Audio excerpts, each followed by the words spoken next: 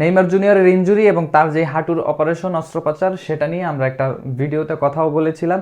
সোমবারে সেটা হওয়ার কথা ছিল এবং হয়েছেও। রদ্রিগো লাসমারের এবং তার যেই টিমটা রয়েছে তাদের তত্ত্বাবধানে সফলভাবেই গতকালকে নেইমারের যে হাঁটুর অস্ত্রোপচারটা কমপ্লিট হয়েছে এবং নেইমার খুব ভালোভাবেই এই মুহূর্তে সুস্থ আছেন এবং হসপিটাল থেকেও তাকে রিলিজ করা হয়েছে। হসপিটাল থেকে রিলিজ পাওয়ার পরে নেইমার রাফায়েল মার্টিনির তত্ত্বাবধানে, তিনি একজন ফিজিওথেরাপিস্ট, তার তত্ত্বাবধানে যত দ্রুত সম্ভব নেইমার জুনিয়র রিকভারি করবেন সেই প্রচেষ্টা তিনি চালিয়ে যাচ্ছেন।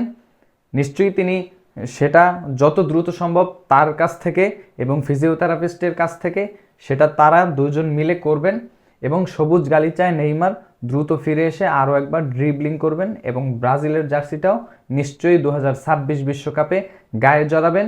সেই প্রচেষ্টা, সেই প্রত্যাশা, সেই আকাঙ্ক্ষা প্রকাশ করেছেন নেইমার জুনিয়র নিজেও।